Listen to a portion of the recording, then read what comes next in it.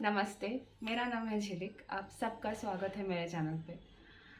अम, आज की टॉपिक है हैप्पीनेस। हैप्पीनेस क्या है?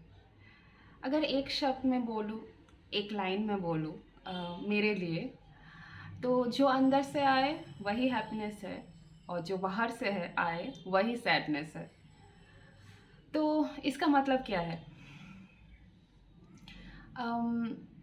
हैप्पीनेस ना हम सोचते हैं कि अगर हमारी ज़िंदगी में कुछ अच्छा हो जाएगा तभी हम खुश रह सकते हैं। ऐसा नहीं है। इसके पहले मैंने एक वीडियो दिया था कि मन जब खुश होता है वैसे ही दुखी दुखी भी हो जाता है।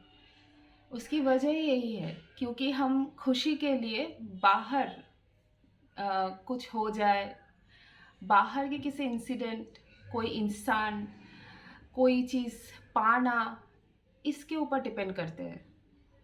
लेकिन अगर हम इन चीज़ों की वजह से खुश हुए तो फिर इन्हीं चीज़ों की वजह से दुखी होना पड़ता है।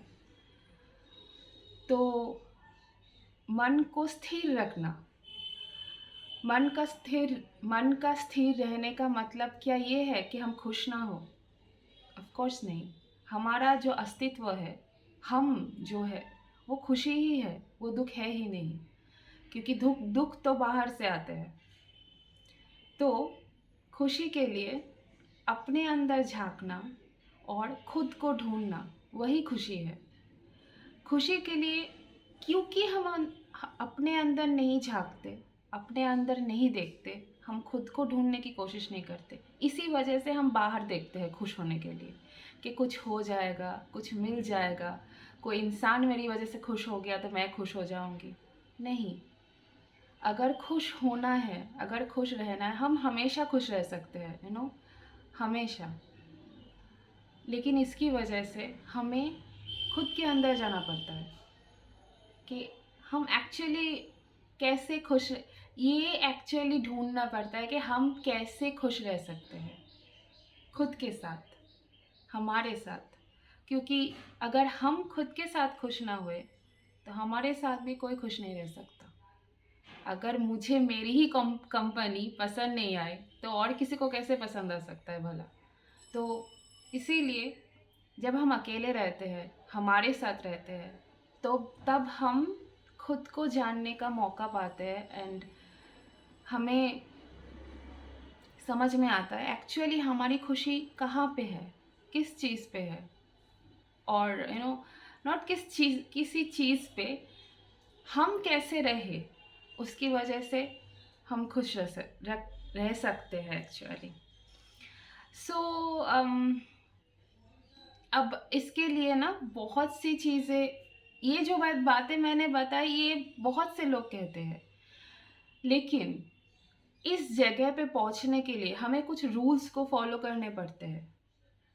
अब तक कोई भी इंसान जो भी ये वीडियो देख रहा है, अगर तुम अपनी ज़िंदगी में अच्छे फील नहीं करते हो तो उसकी वजह से, अब उसकी वजह बहुत कुछ हो सकता है, लेकिन अगर तुम्हें खुशी को एक्सपीरियंस करना है अपने साथ रह के, तो उसके लिए बहुत से चेंजेस करने पड़ते हैं। क्योंकि अब तक तुम जैसे जी रहे हो, अगर उस जगह पे तुम खुश नहीं हो तो इसका मतलब साफ है तुम जैसे हो ऐसे ऐसा तुम्हारे लिए ठीक नहीं है रहना।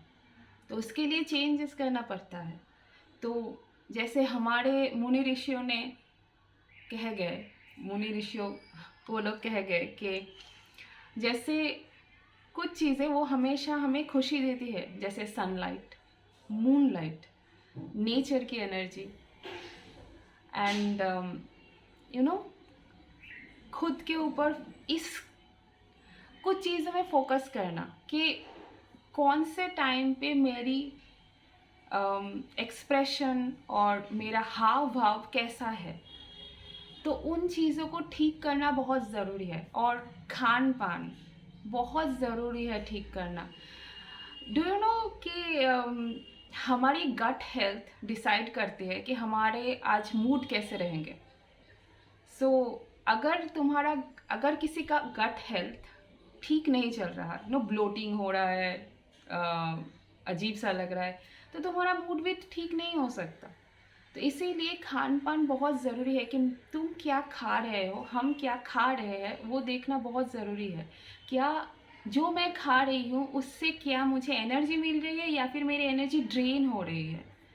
सो इसे समझना बहुत ज़रूरी है, और उसे समझने के लिए कुछ भी करो। उसके बाद ज़रा खुद को देखो कि मुझे कैसा लग रहा है? मैं ये चीज़ करने करने के पहले या फिर ये चीज़ खाने के पहले मैं कैसी थी और अब मैं कैसी हूँ? सो फ़ोकस, खुद के ऊपर फ़ोकस। और प्राणायाम, प्राणायाम प्राणायाम बोल के बहुत लोगों ने इसे बर्बाद करके रख दिया, बट बहुत असरदार चीज़ है। बहुत सिंपल चीज़ है, बट बहुत असरदार चीज़ है।